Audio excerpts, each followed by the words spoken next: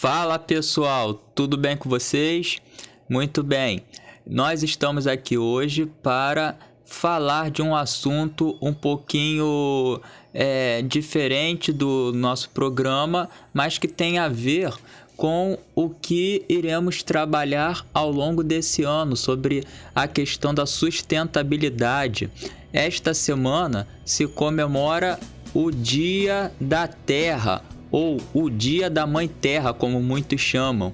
E é sobre isso que nós iremos falar hoje. Nós estaremos falando sobre o contexto histórico que levou à organização de um dia só para se refletir a respeito do planeta. Por que isso ocorreu? Por que existe essa necessidade de se ter um Dia da Terra? Nós iremos pensar nisto agora. Claro, pessoal, que tudo tem um contexto histórico e não é diferente com o Dia da Terra. Ele começa dentro de um contexto de Guerra Fria, ali na década de 70 nos Estados Unidos. Um deputado norte-americano chamado Gaylord Nelson, ele irá estabelecer o dia 22 de abril como Dia da Terra. Inicialmente, este Dia da Terra ele é comemorado apenas nos Estados Unidos. E por que o Gaylord Nelson escolhe este dia? Simples. É porque nesse dia é comemorado o feriado, está dentro da data do feriado da primavera e o início das aulas. A intenção do Gaylord Nelson era que os estudantes abraçassem esse dia, refletissem sobre um dia de conscientização, de preservação ambiental. Então, o objetivo do Dia Internacional, do Dia Nacional da Terra, no caso nos Estados Unidos, era para se conscientizar as pessoas. E por que ele ganha força entre os estudantes nesse período? Como eu havia dito, porque é um período ali de Guerra Fria e entre as décadas de 60 e 70 estão surgindo vários movimentos contra essa guerra, essa polaridade mundial que existiu entre Estados Unidos e União Soviética. E um desses movimentos era o movimento hippie, o movimento considerado paz e amor.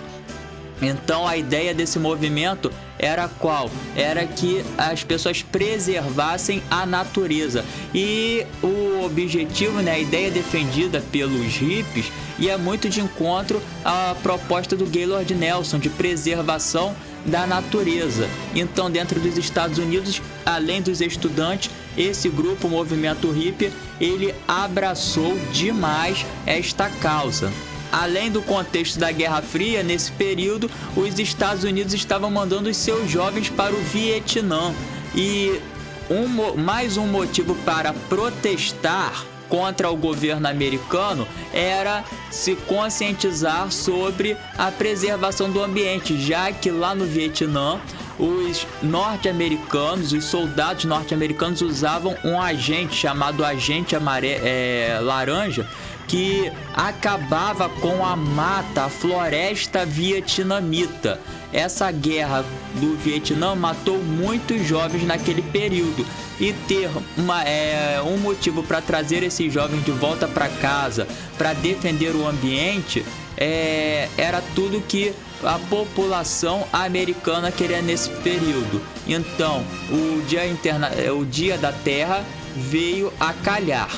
Não demorou muito para que a Organização das Nações Unidas, a ONU, convocasse uma reunião internacional para se discutir a preservação do ambiente. Eles vão fazer isso porque dentro desse contexto de industrialização do mundo que estava ocorrendo desde o século XVIII com a primeira Revolução Industrial, a ideia do homem só foi produzir, e essa produção jogava cada vez mais gases poluentes para o meio ambiente, e já havia reflexão de aquecimento global naquela época, e alguns pesquisadores alertavam para isso. Com noção de todas essas pesquisas, a ONU vai convocar a primeira reunião para discutir sobre o meio ambiente. E essa reunião foi a Conferência de Estocolmo, em 1972.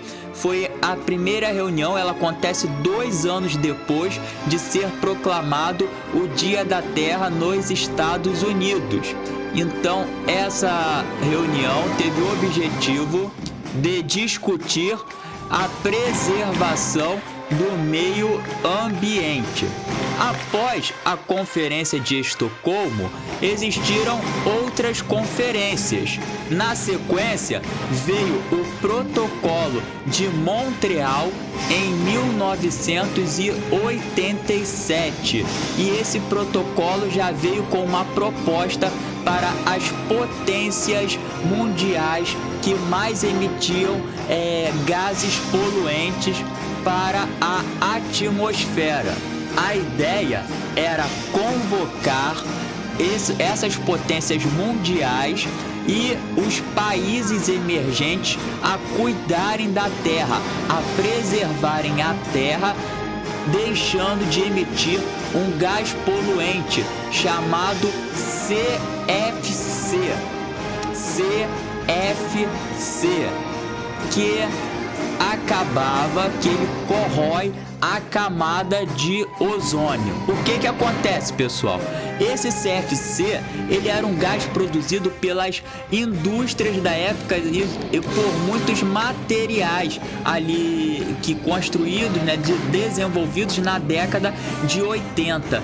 E esse material destruía a camada de ozônio que protege o nosso planeta dos raios ultravioletas do Sol. E esses raios ultravioletas, sem a proteção, sem o filtro da camada de ozônio, ele causa em maior índice o câncer de pele no ser humano. Então é importante essa camada de ozônio protegendo o nosso planeta para que a gente não frite pelo calor do Sol. A ideia da camada de ozônio é nos proteger dos raios solares, dos raios ultravioleta. E esse CFC estava acabando com a nossa proteção. Entre os produtos que mais jogavam CFC para o ambiente estavam os aerosóis. O que são os aerosóis? Inseticidas, alguns fertilizantes e até mesmo aquele spray que a gente usa debaixo das axilas, nas axilas, na verdade, para não deixar aquele cheirinho de CC. Outro material que usava bastante CFC era os motores de geladeira. Esses motores que serviam ali para manter a geladeira funcionando, com um ambiente frio, eles possuíam um filtro que produzia o CFC, e esse CFC era jogado para o ambiente. Então, a partir do Protocolo de Montreal, essas geladeiras, os motores dessas geladeiras vão ser substituídos e novas geladeiras vão ser produzidas pelo mercado. São geladeiras que não vão ter esse produto, esse composto químico chamado CFC. Então, segundo o secretário-geral da ONU da época, o Kofi Annan, ele disse que foi um sucesso o protocolo de Montreal, porque esse protocolo ele reuniu as várias potências mundiais, elas assinaram esse protocolo e cumpriram com essas regras. Mas por que elas cumpriram? Porque inicialmente não estava mexendo na economia desses países. Esses países iriam continuar com sua produção em larga escala, porém essa produção em larga escala, ela só iria substituir algumas peças, não iria diminuir no tocante à produção. Então, não mexendo na economia, esses países aceitaram numa boa. No entanto, a conferência seguinte, a Rio 92, que aconteceu aqui mesmo, no estado do Rio de Janeiro, no Brasil, ela já tinha uma abordagem diferente.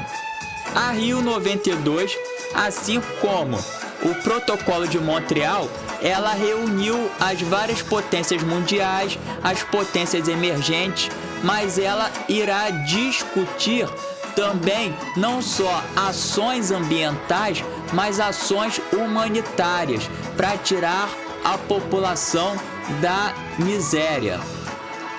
Assim foi criada a Agenda 21. O objetivo da Agenda 21 era conciliar a economia dos países com a preservação do meio ambiente. Os dois tinham que andar juntos. A economia do país, preservação do meio ambiente e o bem-estar social da população.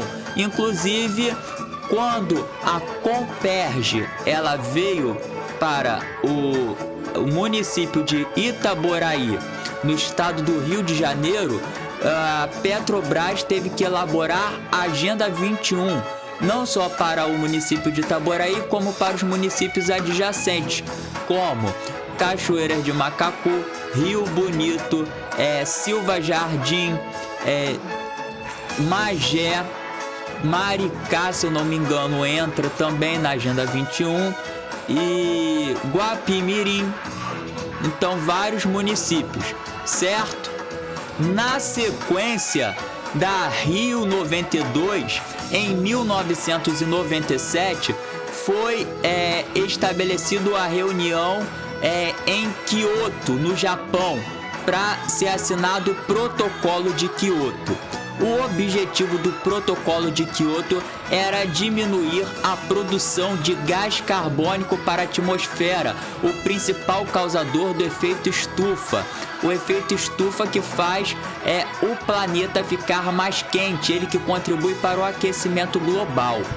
No entanto, diferente das outras reuniões, os Estados Unidos ele se recusa a assinar o Protocolo de Kyoto.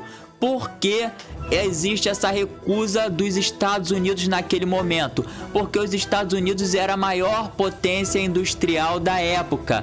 Ele estava na ponta, comandando o mundo sozinho no pós-Guerra Fria. Então, a ideia era que os Estados Unidos continuassem com sua produção em larga escala. E nesse período, 1997, ali no final dos anos 90, o próprio governo americano sofria uma crise interna com os escândalos do presidente democrata Bill Clinton. E isso favoreceu muito, influenciou muito a não assinatura dos Estados Unidos naquele momento desse Protocolo de Kyoto para preservar o meio ambiente. E aí a gente vê a primeira contradição, pessoal. O Dia Internacional da Terra, ele foi proposto por um deputado norte-americano na década de 70, naquele período. Porém, quando foi a vez do governo americano realmente meter a mão na massa e tirar os Estados Unidos, reduzir a emissão de gases poluentes do país do tio Sam, ele não quis, ele voltou atrás, recuou em sua proposta. Por quê? Porque naquele momento diminuir a emissão de gás carbônico era diminuir a produção econômica. Sem o apoio dos Estados Unidos, ficava difícil dar sequência a essas reuniões sobre o meio ambiente, Porém, a ONU não desistiu e ela vai fazer o Rio+20. O Rio+20 que tinha o objetivo de ver quais foram os resultados do que foi estabelecido na Rio 92. 10 anos depois da Rio 92 acontecer, a Rio +20 não, desculpa, a Rio +10. A Rio +10, ela ocorreu na África do Sul, em Joanesburgo, e foi medir o resultado do que tinha sido estabelecido. Não satisfeitos, eles reiteram o documento falando que agora essas nações tinham o objetivo de tirar as pessoas também da miséria. Tinham o objetivo ambiental, mas reforçam ainda mais o objetivo social. O objetivo social, ele é reforçado, porque para cuidar do planeta, nós também temos que cuidar das pessoas. Nós temos que guardar as pessoas. Primeiro nós sustentamos e guardamos as pessoas, para depois para a gente poder conciliar esse sustento com o do planeta. Tem que ser uma economia sustentável, mas que não leve a população também à miséria, à desigualdade. Tem que ser uma produção com distribuição de renda igual, ok? Aí, saindo um pouco dos protocolos institucionais, isso quer dizer, dos protocolos oficiais, nós vamos ter em 2007, em Sydney, na Austrália, um grupo não governamental criando a Hora do Planeta. E qual era o objetivo da Hora do Planeta? Deixar as luzes das cidades de todo mundo apagadas por pelo menos 1 hora. Era um agrado que as pessoas estavam fazendo ao planeta, pois o consumo de energia elétrica, a maneira como essa energia elétrica é gerada, ela também polui o planeta, ela agride o meio ambiente. Então, 1 hora com as luzes desligadas faria um benefício ao planeta. Porém, essa não é uma medida de nenhum governo, de nenhuma instituição governamental. E ela existe desde 2007. Aí sim, no dia 22 de abril de 2009, lembrando a data escolhida por Gaylord Nelson, a ONU vai instituir o Dia Internacional da Mãe Terra, ou o Dia Internacional da Terra, como nós chamamos. Esse dia foi estabelecido pela ONU e foi protocolado para que todas as pessoas de todo o mundo se lembrassem, se conscientizassem sobre a preservação do meio ambiente. Elas tirassem um dia para refletir sobre as questões do meio ambiente. Por isso foi escolhido o dia 22 de abril, dia que também lembramos da chegada de Cabral ao Brasil. Mas não foi por causa disso que essa data foi escolhida, foi mesmo por causa da escolha do deputado Gaylord Nelson, que queria naquele período, ele olhando para os Estados Unidos, o fim da primavera lá no hemisfério norte e o início das aulas, das voltas às aulas para os americanos. Depois da data estabelecida, nós vamos ter mais uma conferência ambiental. Aí sim, a Rio+20. Ela aconteceu em 2012 e tinha o objetivo de fazer os balanços da Rio+10 e da Rio 92. E essa reunião também ela vai trazer vários integrantes do mundo, contando com a presença do presidente norte-americano naquele período, que era o Barack Obama, contando com a presença do primeiro-ministro da Rússia, da Inglaterra e então de vários locais do mundo. No entanto, foi em 2015 que as Nações Unidas conseguiu o maior acordo em relação ao meio ambiente, balanceando economia e meio ambiente, que foi o Acordo de Paris. No Acordo de Paris, desde o Protocolo de Montreal, várias potências mundiais, as potências industriais, as potências emergentes assinaram um acordo propondo a diminuição da sua indústria, da produção industrial e emissão de gás carbônico. Então eles tinham um prazo para diminuir a emissão de gás carbônico nos países. Dentre os que assinaram estão os Estados Unidos, a Rússia e a China. Os Estados Unidos, que nesse período era comandado pelo presidente Barack Obama. Ele estava no final de sua gestão e assinou o Acordo de Paris, propondo que os Estados Unidos diminuíssem a emissão de gás carbônico para o meio ambiente.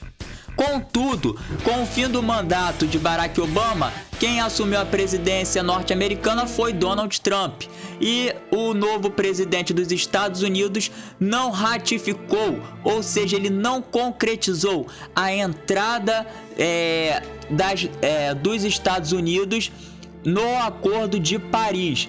E mais do que isso, em 2017, ele retirou os Estados Unidos do Acordo de Paris. A ideia do presidente Trump é de que os Estados Unidos retomem a sua hegemonia industrial, e para isso a produção das indústrias não podem parar. Para ele retomar a ponta da economia do mundo, essas indústrias elas têm que funcionar a todo vapor, e as indústrias funcionarem a todo vapor quer dizer que são mais gases poluentes indo para a atmosfera e deixando o planeta ainda mais quente. Porém, o presidente americano não acredita em aquecimento global e ele diz que isso é uma teoria da conspiração. Isso a gente vê que 10 anos depois de os Estados Unidos rejeitarem o Protocolo de Kyoto, eles se retiram do Acordo de Paris. Então, pessoal, nós estamos vendo que para cuidar do planeta não é tão simples assim. Para se cuidar do planeta, todas as nações elas têm que estar unidas em um só propósito. A economia ela não pode vir na frente nem das pessoas e nem à frente do ambiente. O ambiente e as pessoas elas têm que ser preservadas, elas têm que ser cuidadas, e a economia ela tem que ser gerida no equilíbrio entre deixar o ambiente saudável, o meio ambiente saudável, e fazer com que as pessoas vivam bem. Mas isso depende de acordos comerciais, depende de acordos governamentais dentro das Nações Unidas, entre os países, e a conscientização da população.